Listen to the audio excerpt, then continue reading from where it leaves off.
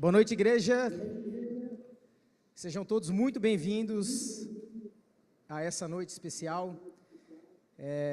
Sem demora, gostaria de convidar o pastor Oliveira a estar aqui conosco para ministrar essa noite uma palavra abençoada, que eu tenho certeza que lá na Isara, pela manhã, falou aos nossos corações, e nessa noite não será diferente. Então, eu gostaria que vocês estivessem atentos. O pastor Oliveira está no Oriente Médio. A Igreja Viva apoia o projeto ao qual ele serve. Já fizemos 3 viagens para o mesmo local onde ele está lá agora, a partir de agosto, em tempo integral, junto com a sua esposa Paula. E com o Movimento Brasil pela Síria, foi essas 3 viagens que a Igreja Viva apoia tanto esse projeto. Então, eu gostaria que você estendesse a sua mão para cá, para que a gente possa orar por ele. Senhor Jesus, nós colocamos a vida do pastor Oliveira em Tuas mãos essa noite. Que ele seja simplesmente um vaso usado em Tuas mãos. Que o Teu Santo Espírito possa fluir de maneira em que os nossos corações, eles saiam transformados e que nós possamos compreender aquilo que Tu queres falar para a Tua igreja essa noite. Eu te peço que a palavra venha cair em terreno fértil e que em tempo oportuno nós venhamos acolher essa semeadura dessa noite. Que Ele possa trazer algo da parte de Deus e que em tudo, Jesus, Tu sejas glorificado nessa noite. É no Teu santo e poderoso nome que nós oramos e Te agradecemos. Amém.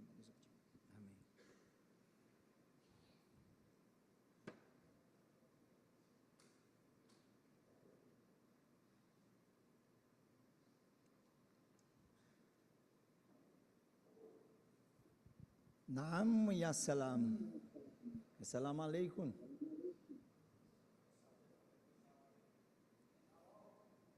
Shalom. Que a paz, que a graça e a paz esteja convosco. A paz a todos. Foi a única coisa que eu disse, nada mais do que isso. É muito bom a gente entender o que as pessoas estão falando, não é verdade? A comunicação é muito importante. E eu falei só algumas palavrinhas aqui em árabe, um idioma que a gente ama demais, né? Hoje pela manhã estivemos aí na igreja em Isara, né? Compartilhando com alguns irmãos que estavam ali também. Um tempo muito bom. Quem estava lá de manhã? Se voltaram, vamos ouvir de novo, né? Agradecer a Deus por essa oportunidade, também ao pastor Bruno, onde tivemos o privilégio de conhecê-lo aí, lá no Oriente Médio, do outro lado do mundo, né? O pessoal, a equipe já estava saindo para voltar para o Brasil, ele estava chegando, e nós tivemos ainda um tempo juntos, conversando. Deus preparou um tempo para a gente lá do outro lado. Então, agradecer a Ele pela oportunidade de estar aqui. Não foi nada planejado, assim, diretamente, porque sabíamos que um dia nós iríamos vir, mas não sabíamos quando. E não tínhamos planos de vir ao Brasil, mas Deus nos trouxe nesse tempo por 3 semanas. E estamos retornando agora, na próxima semana, na segunda-feira. E para o dia 24, mais ou menos, a gente já está lá no Oriente Médio de volta. Agradecer também ao pastor Alessandro, também ao Guilherme. Eu falo o meu mestre, né, de jiu-jitsu, porque eu sou faixa roxa, ele é faixa preta. 4 meses sem treinar jiu-jitsu. Ontem ele falou, vamos, tem um kimono aqui, vamos lá. O Guilherme, 4 meses sem treinar, fiz a cirurgia no ombro. E ele, não, vamos, ele queria me bater mesmo. Ele queria me bater. Mas deixa ele. Então eu sou grato a Deus por conhecer também o Movimento Brasil pela Síria, o Alex, toda a equipe que foi para lá, os doutores que foram, o pessoal que esteve servindo lá. Foi um tempo maravilhoso, irmãos. Eu não estava nas outras viagens que eles fizeram, mas nessa viagem, nessa última, eu estava lá, eu e a Paula, minha esposa, está ali. E foi um tempo maravilhoso, providencial. Um tempo que Deus trabalhou no nosso coração e nas nossas vidas de uma maneira especial. Cada equipe que vai, cada equipe que serve lá, assim como nós também estamos servindo também no projeto, até o momento que Deus falar para a gente, nos direcionar a irmos a outro lugar, a gente vai também, não tem problema nenhum, mas no momento nós estamos servindo ali, então a gente é grato a Deus por essa igreja, por esse projeto que tem apoiado o trabalho lá no Oriente Médio. Então, você faz parte de tudo isso. Quem aqui ora pela igreja perseguida? Levanta as mãos para mim ver. Quem aqui ora pela igreja, pelos missionários que estão no campo? Olha aí, tá vendo? Tá vendo? Você faz parte de tudo isso. Nós estamos em missões transculturais desde 2005, antes da gente entrar aqui na palavra, rapidinho. Nós estivemos na Bolívia 1 ano, toda a família, nós temos 3 filhos, depois retornamos para o Brasil, e aí mais um treinamento, nosso foco era a Janela 1040, os povos não alcançados. 2008 nós fomos para o Senegal e ficamos 3 anos no Senegal, trabalhando com implantação de igrejas, tivemos pastoreando uma igreja durante um tempo lá, depois nós fomos para uma aldeia, trabalhar na implantação de uma igreja numa aldeia que não tinha nenhum cristão. Ficamos no Senegal 3 anos, né? Foi construída a igreja foi implantada lá, fizemos um batismo também, e em 2011 Deus começou a direcionar o nosso coração, que era o momento da gente ir do Senegal, e nós fomos, 2011, saímos do Senegal em abril, e em setembro nós estávamos chegando no Egito.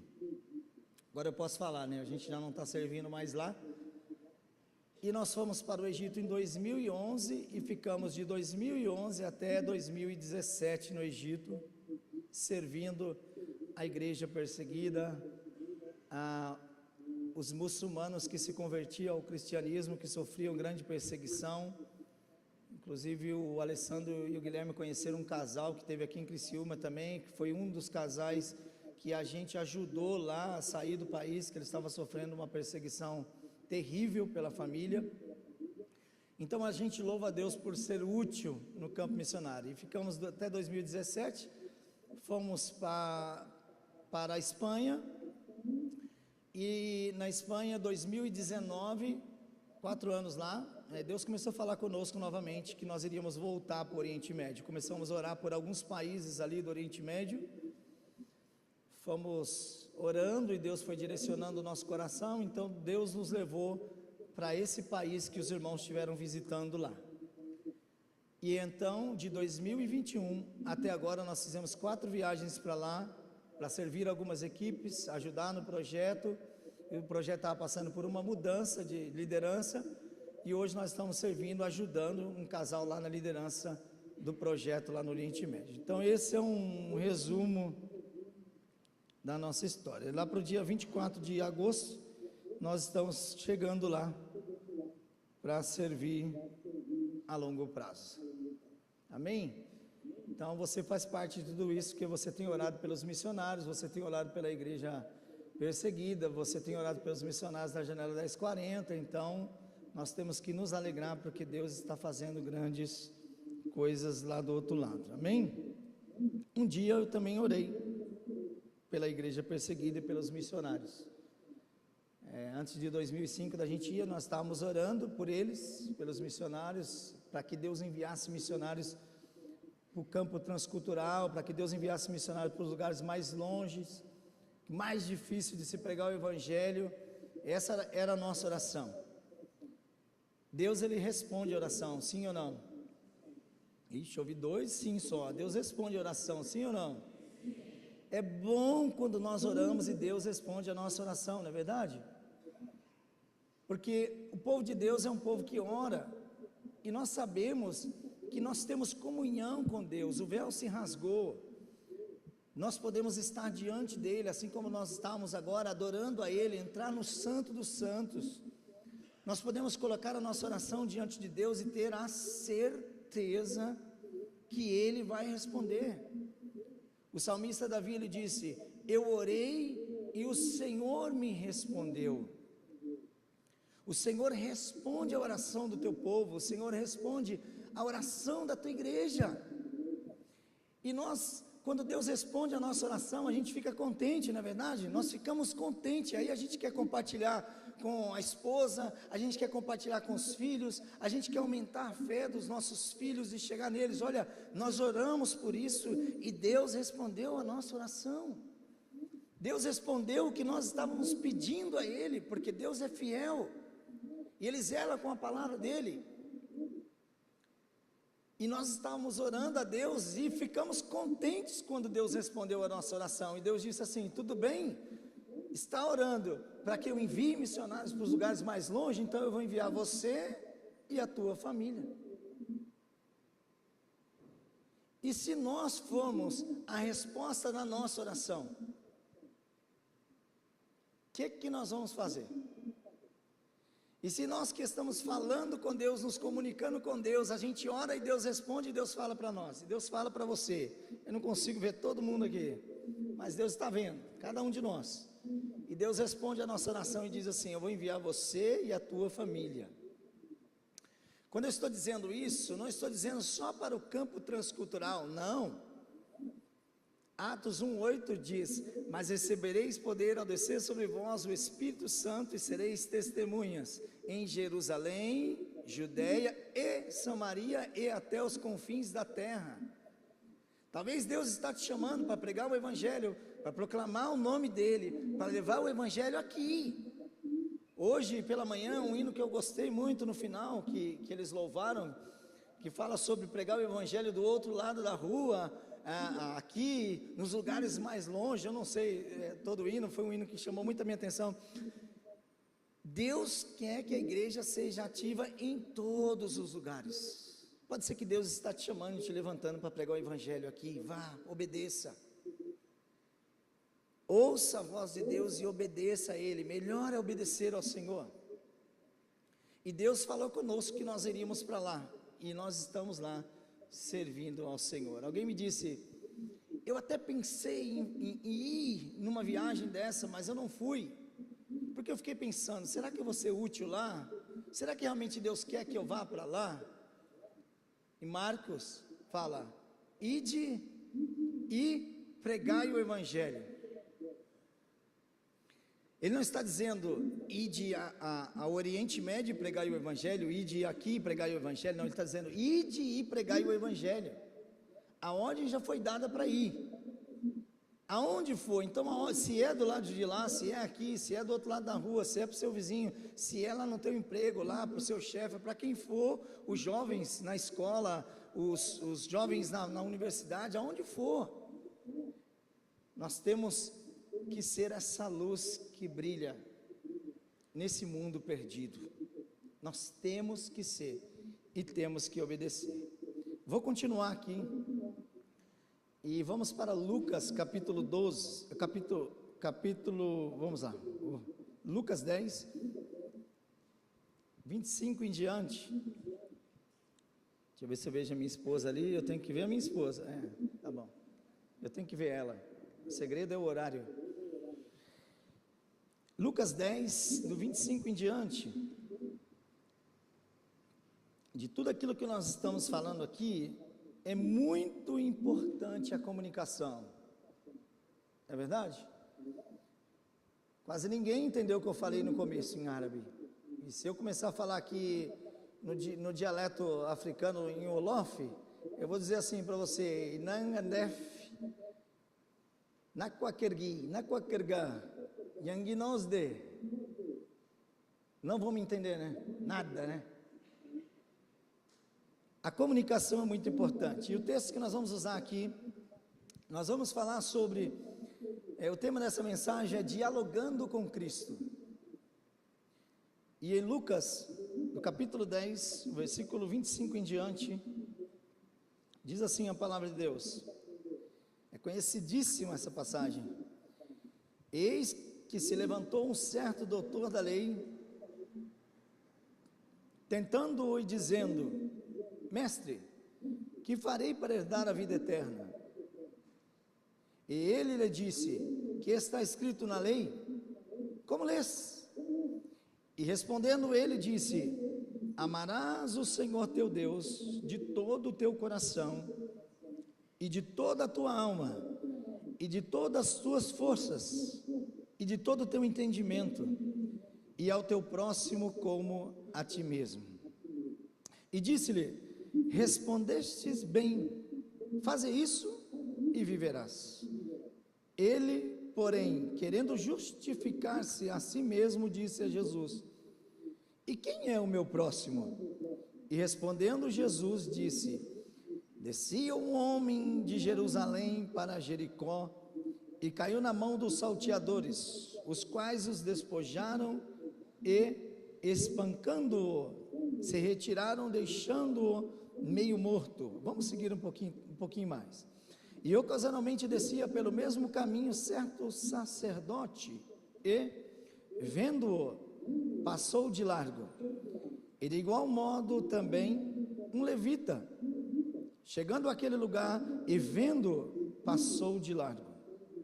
Mas um samaritano que ia de viagem chegou ao pé dele e vendo, moveu-se de íntima compaixão. E o texto segue.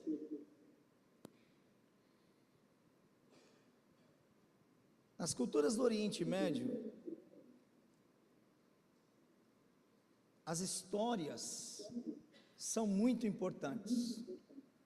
De todos esses anos, vivendo ali, conhecendo a cultura, um dos maiores desafios para o missionário, quando eles chegam numa cultura dessa, é o processo de aculturação.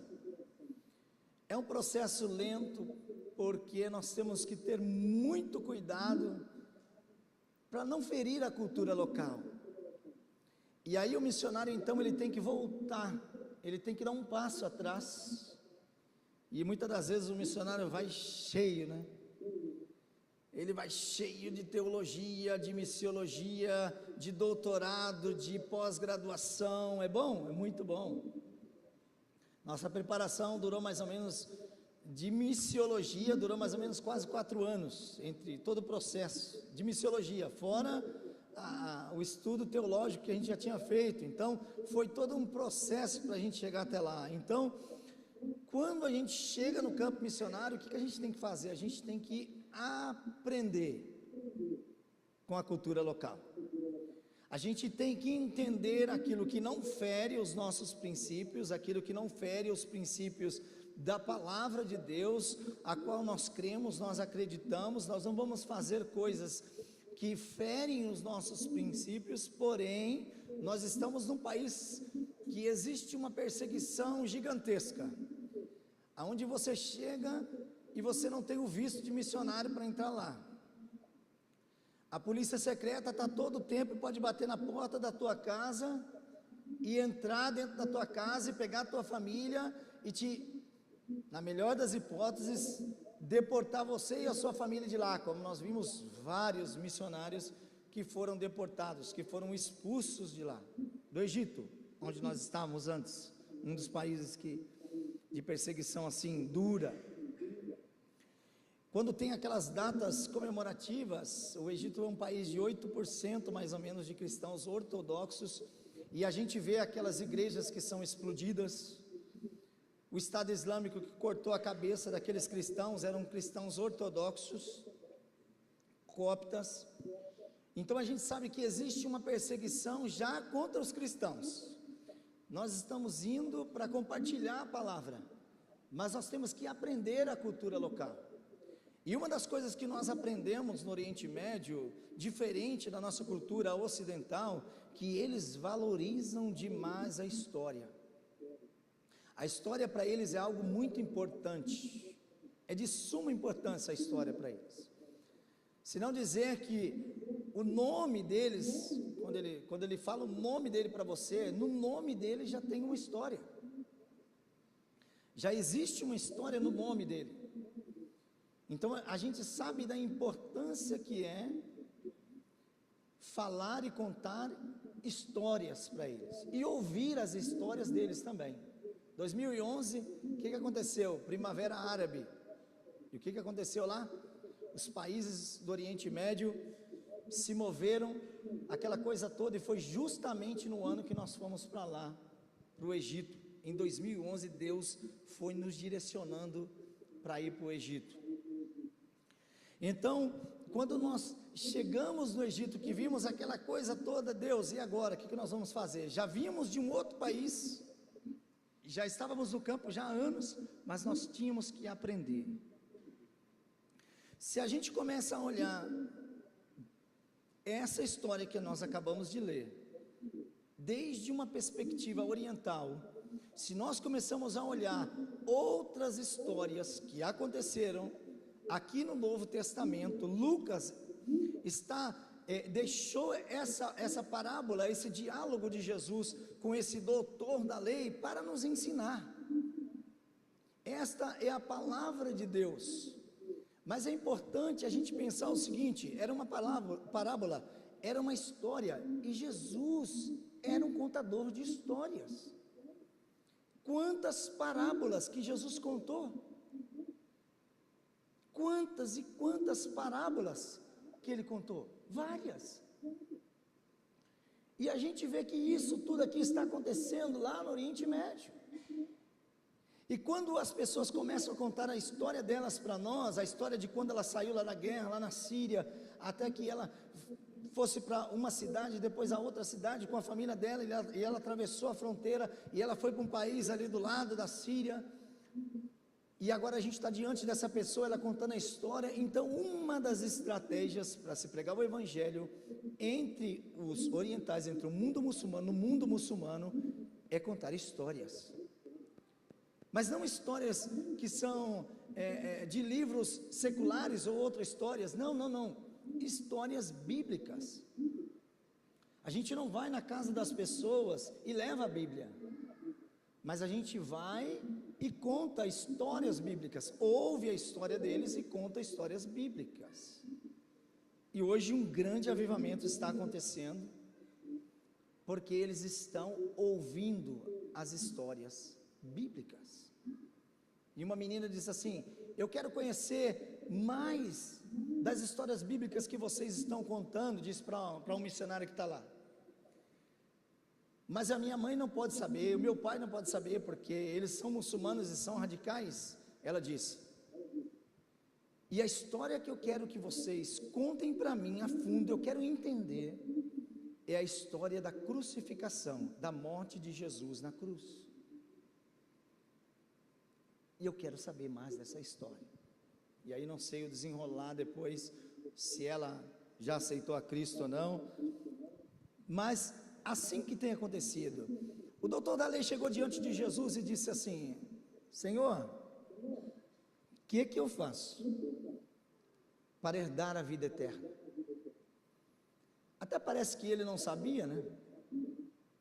E a Bíblia diz que ele era um doutor da lei. Até parece que ele nunca tinha estudado a Torá, até parece que ele não conhecia a Torá. Que pergunta é essa?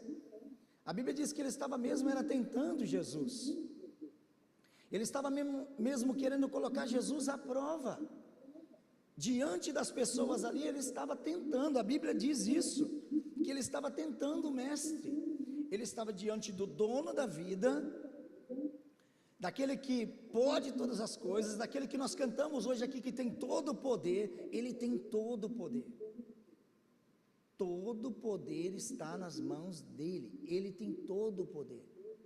Esse doutor da lei estava diante dele, querendo tentar a Deus, com essa pergunta, e Jesus disse assim: o que está escrito na lei? O que você lê lá? O que está escrito lá? E o que foi que ele disse? Ele disse: amarás o Senhor teu Deus de todo o teu coração, e ao teu próximo como a ti mesmo. Jesus disse para ele: então, faça isso. Não é isso que está escrito? Pratica isso.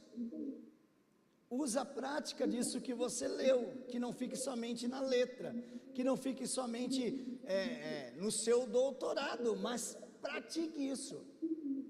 põe em prática isso que você estudou, que você vai ser bem sucedido, Jesus falou para ele.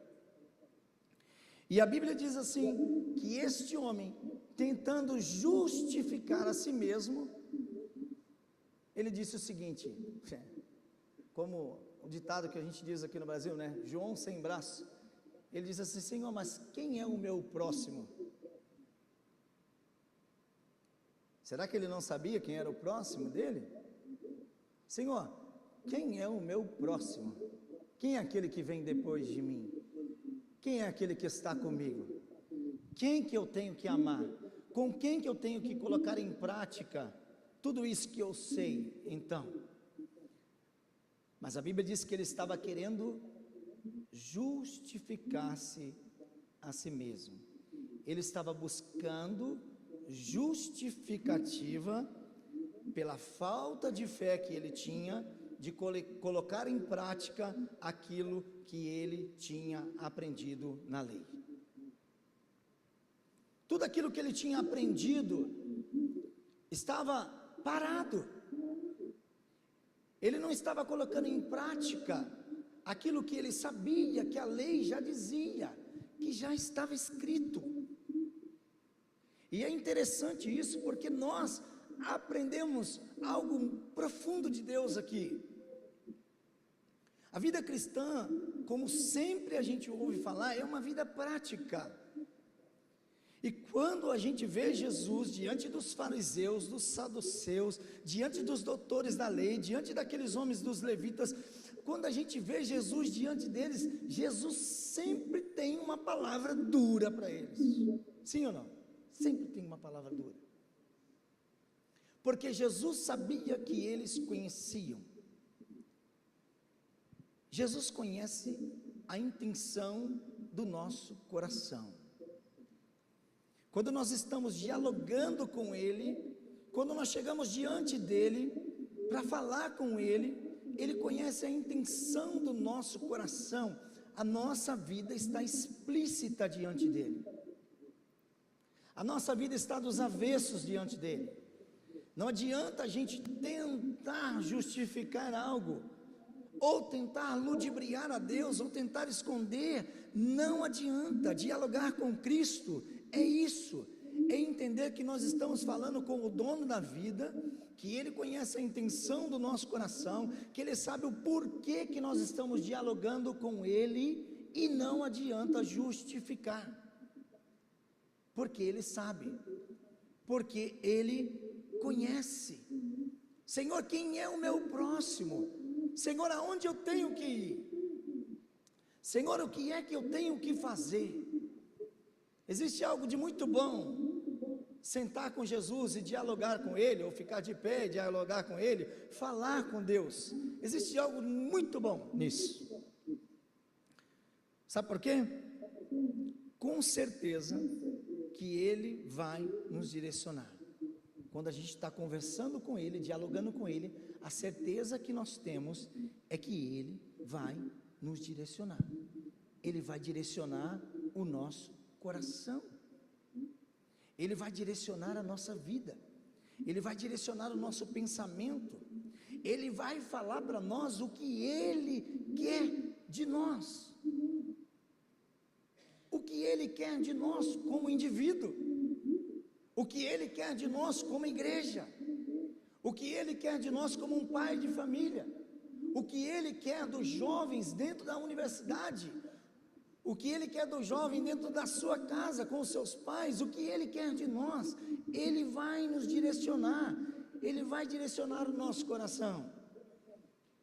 E Jesus queria direcionar esse doutor da lei, porque sabia que o coração dele, que a intenção do coração dele, não estava naquilo que realmente ele estava perguntando.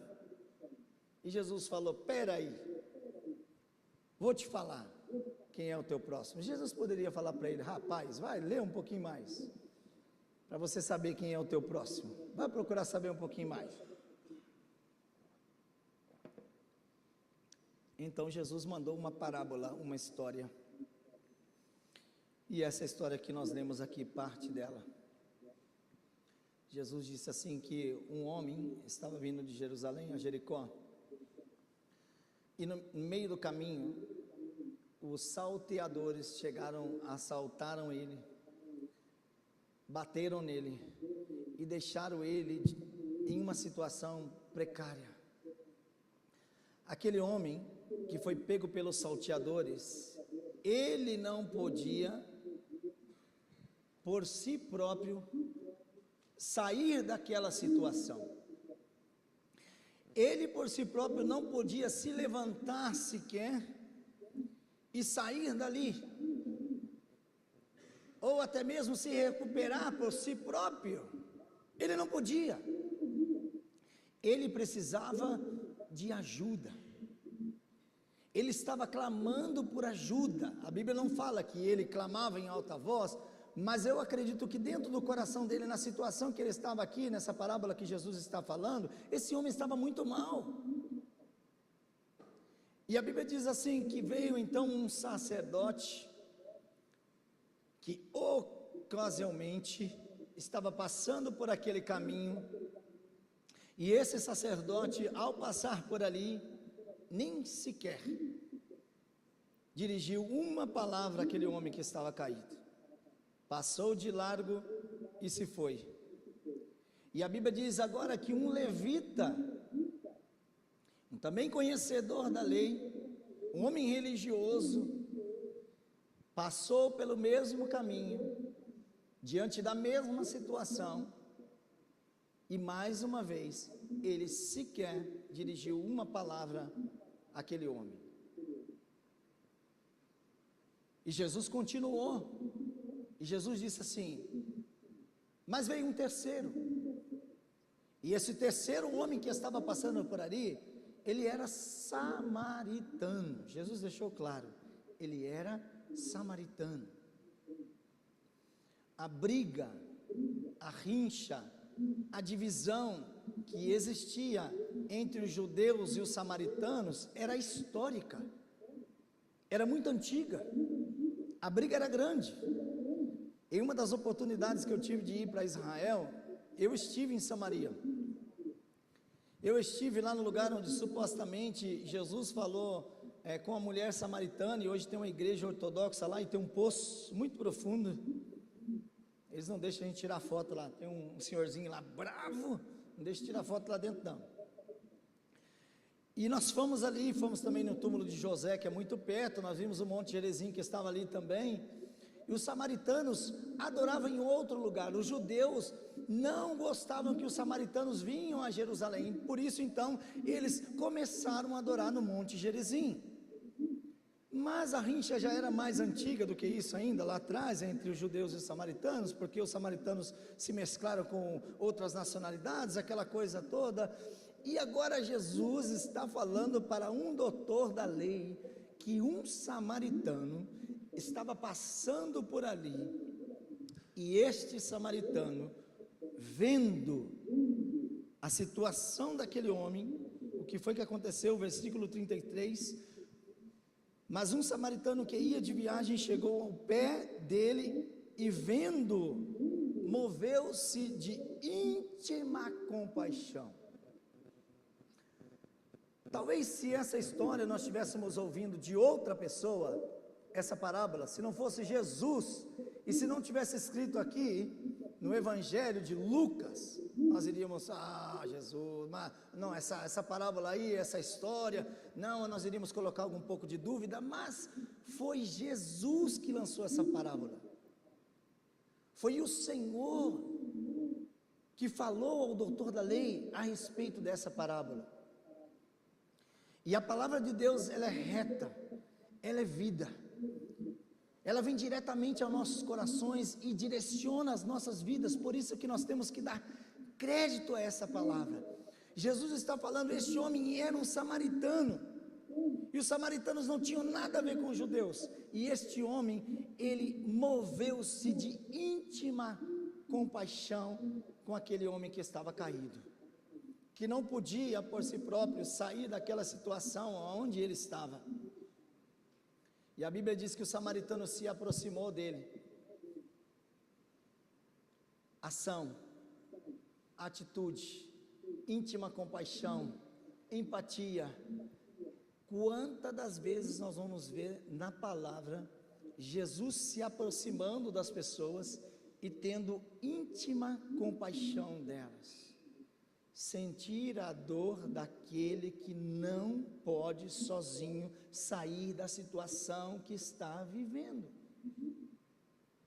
ter empatia para aqueles que estão perdidos. Outrora, eu e você, cada um de nós que estamos aqui, eu falo isso com propriedade, até mesmo aqueles que talvez cresceram dentro da igreja, que o pai era cristão, que o pai sempre foi crente de toda a vida, mas chegou um momento que você teve que ter um encontro com Cristo, para que Ele viesse agir na sua vida. Chegou o momento, alguns sofreram mais, outros sofreram menos, outros tiveram mais perdidos, mas cada um de nós que estamos aqui, já tivemos na situação deste homem, que estava caído. Não sei por onde você passou, não sei o que aconteceu na sua vida, mas eu falo um pouquinho da minha. Eu vivi 12 anos no mundo das drogas, 8 anos no crack. A minha mãe e meu pai tinham feito um plano funerário para mim. Fui preso 2 vezes, uma quando era de menor ainda, 1 ano e 1 mês, depois quando era de maior, mais 2 anos e 2 meses, 3 anos e 3 meses da minha vida encarcerado. Não vi o meu primeiro filho crescer. Vi pessoas que dormiam do meu lado dentro da prisão, que morreram, que usava droga junto comigo, eu usava droga junto com ele. Uma segunda-feira ele morreu, mataram ele na cadeia. Eu falei, o próximo sou eu. Passei por várias rebeliões dentro da cadeia também. Um dia nós estávamos já no pátio, saindo para fora, já para fugir, e os policiais acordaram, e aí foi bala para todo quanto é lado, quase por pouco mesmo, é porque Deus tinha algo mesmo, e Deus nos livrou, mas eu nem conhecia a Deus ainda, mas tinha alguém que estava orando por mim, tinha alguém que estava clamando pela minha vida.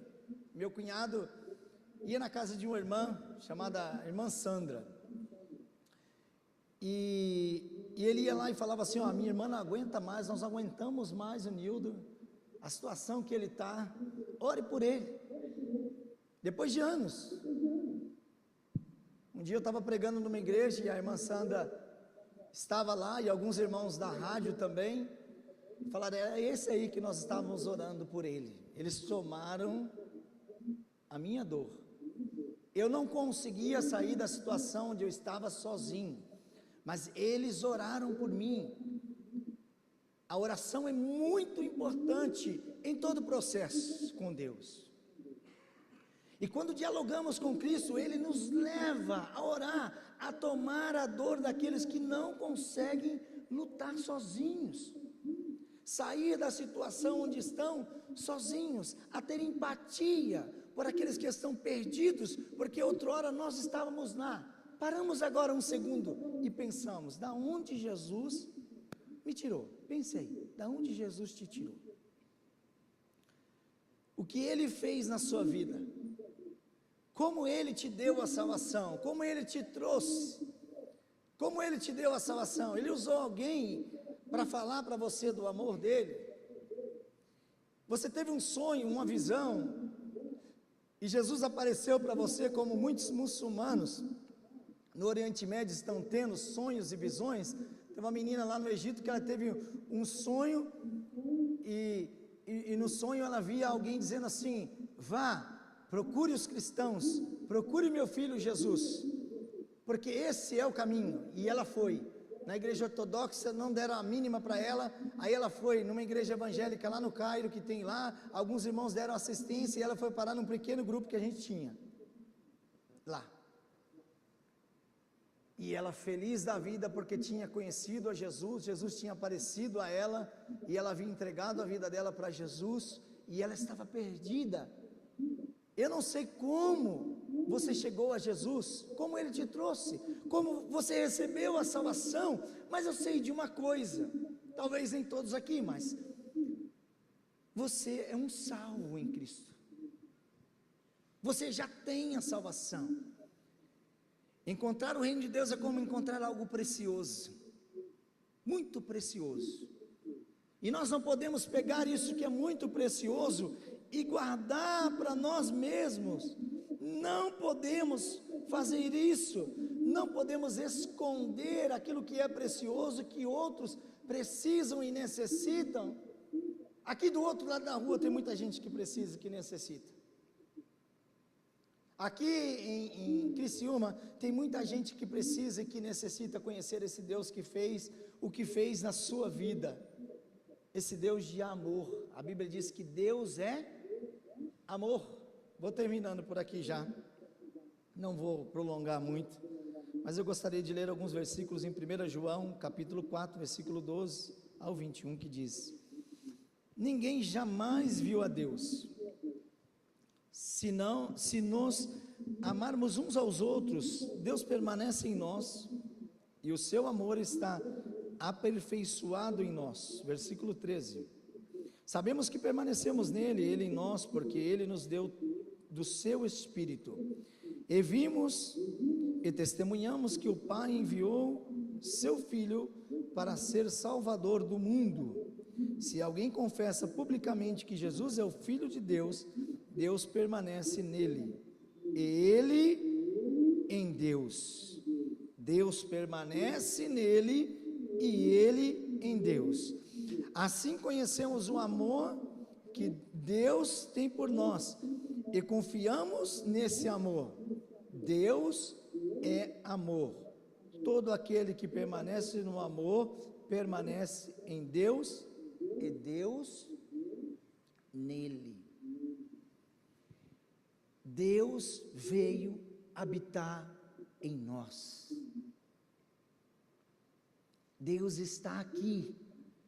Ele habita em cada um de nós. E Ele é amor.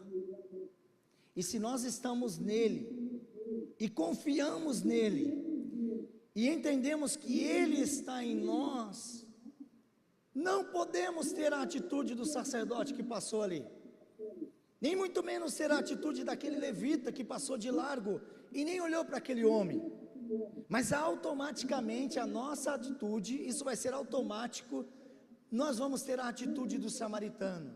A Bíblia diz que ele pegou aquele homem, ele deitou ali o remédio na ferida daquele homem, colocou aquele homem em sua cavalgadura.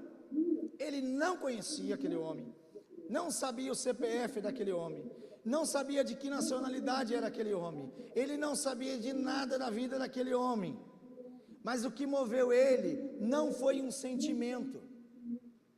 A igreja, os cristãos, nós somos movidos pelo sentimento.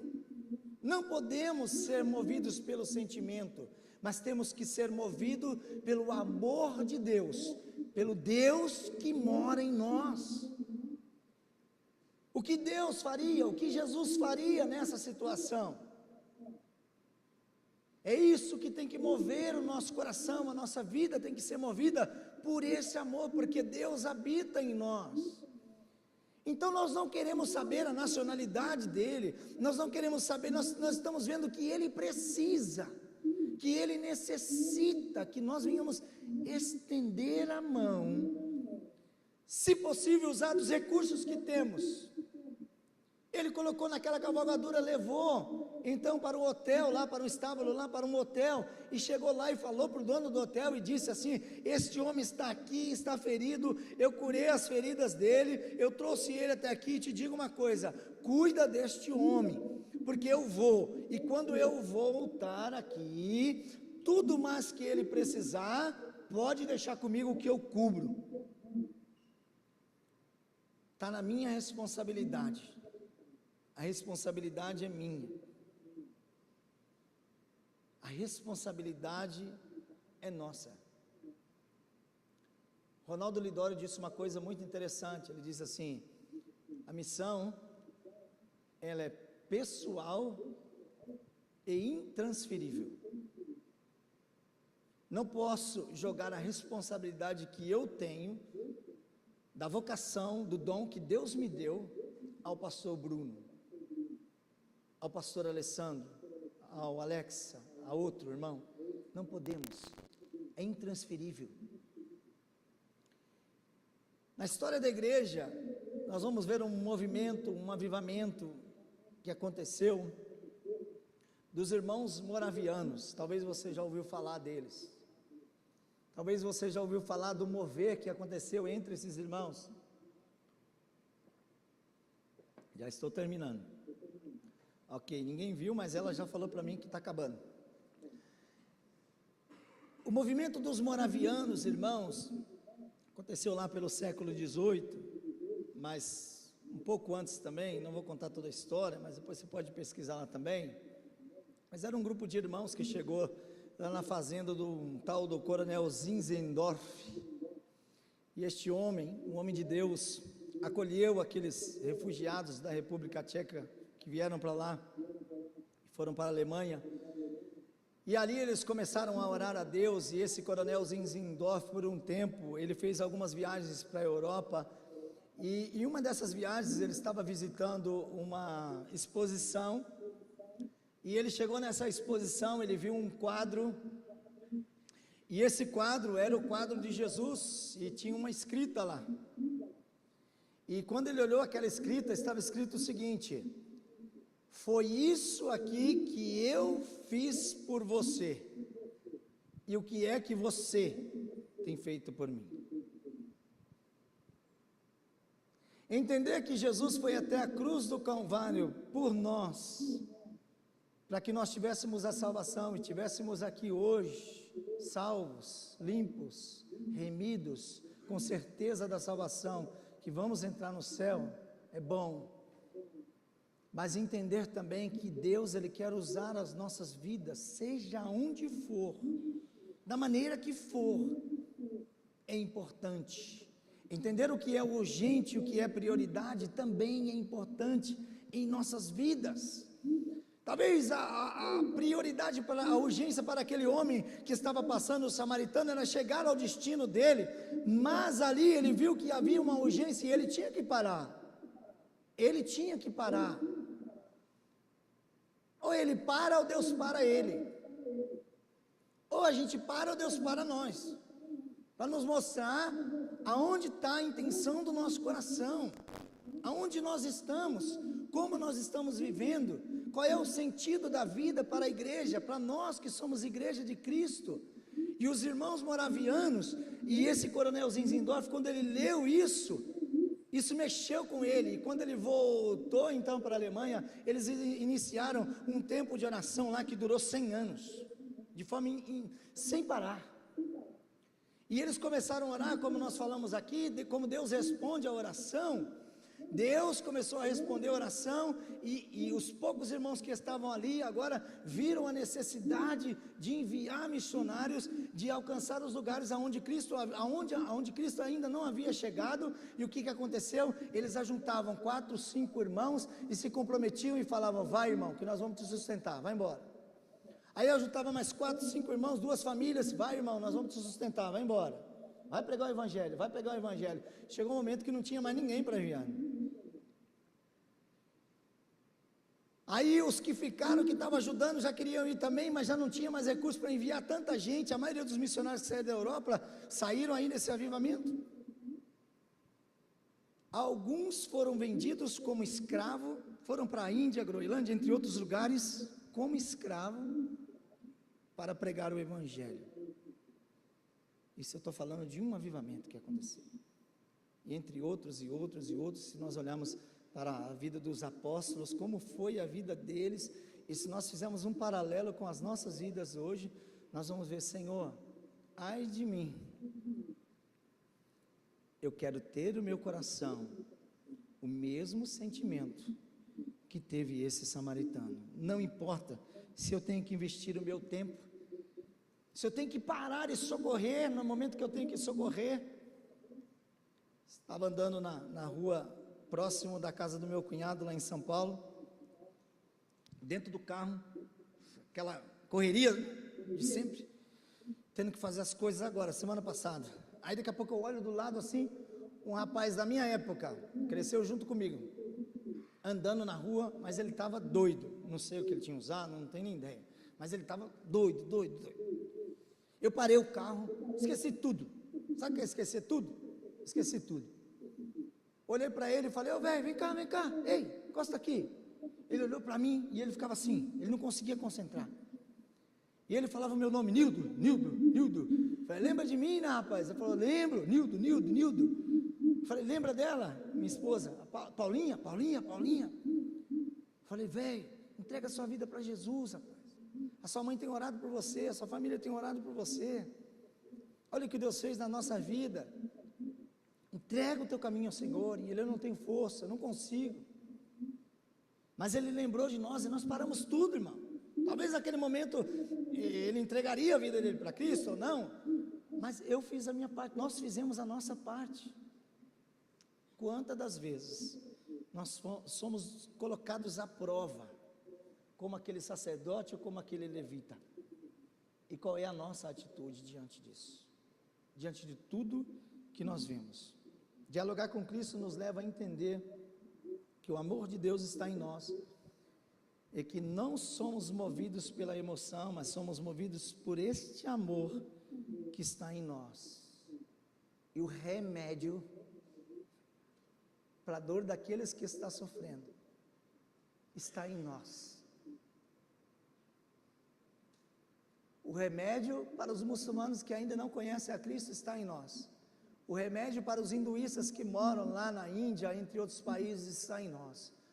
O remédio para o continente europeu, para os humanistas, os ateus que estão lá, como a Espanha, que tem menos de 1% de cristãos, está em nós. A Espanha tem menos de 1% de cristãos. Talvez Deus está te chamando para lá, para a Espanha, para a França, não sei para onde.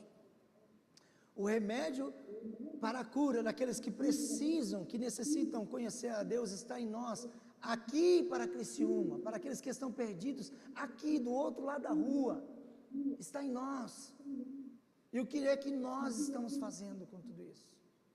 O que é que nós estamos fazendo com a preciosidade desse amor, desse Deus que é tão grande, que mora em nós?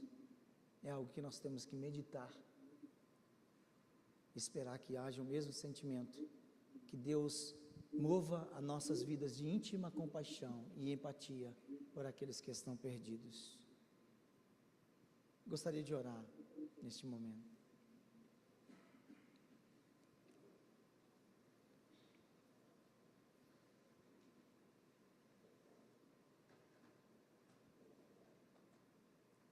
E eu gostaria que você também estivesse orando neste momento, e perguntando a Deus: Deus, como é? Aonde é? De que maneira?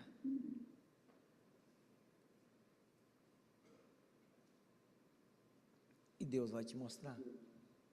E eu disse, talvez você seja a resposta da sua oração. Talvez você seja a resposta da sua oração. E o que é que nós vamos falar para Deus? Que Ele nos ajude. Deus, nós te agradecemos, porque o Senhor é grande, o Senhor é poderoso, o Senhor está acima de tudo. Nada foge do teu controle, Senhor. Nada foge do teu controle, Deus. O Senhor disse que nós temos que amar o nosso próximo como a nós mesmos. E como é bom dialogar com o Senhor, porque a gente vai entender, dialogando com o Senhor, nós vamos entender a tua vontade, o que é estar no centro da tua vontade, é onde nós queremos estar, Senhor. Não importa o que aconteça, se é que temos que gastar nosso tempo, nós vamos gastar, porque o tempo não pertence a nós e ele está passando muito rápido. Se é que temos que gastar os recursos que temos, vamos gastar, porque o Senhor é que nos dá tudo, tudo é teu, nada é nosso, tudo é para a tua glória. Se é orar, Senhor, se é gastar tempo em oração por aqueles que estão perdidos, para que o Senhor salve eles, Senhor, usa a tua igreja, usa as nossas vidas para estar orando e intercedendo, mas, Senhor, traz a nossa memória, dá, Senhor, essa empatia, Senhor, essa íntima compaixão, Deus. Tira o nosso sono, tira o sono da tua igreja, move, Senhor, Deus, não deixe que o lugar onde estamos fique cômodo, porque nós não estamos aqui por comodidade, senão que estamos aqui, Senhor, para fazer a Tua vontade. Se é um tempo de descanso, o Senhor nos dá um tempo de descanso, mas não deixe-nos, Senhor, acomodados, parados. Criciúma precisa conhecer ao Senhor, através desta igreja. Deus, Santa Catarina precisa conhecer ao Senhor, o Brasil precisa conhecer ao Senhor, os confins da terra precisam conhecer ao Senhor, aqueles que estão caídos, perdidos. Deus, que o inimigo está fazendo com a vida deles o que quer, Senhor. Usa as nossas vidas, usa cada um de nós, Senhor, para a glória e louvor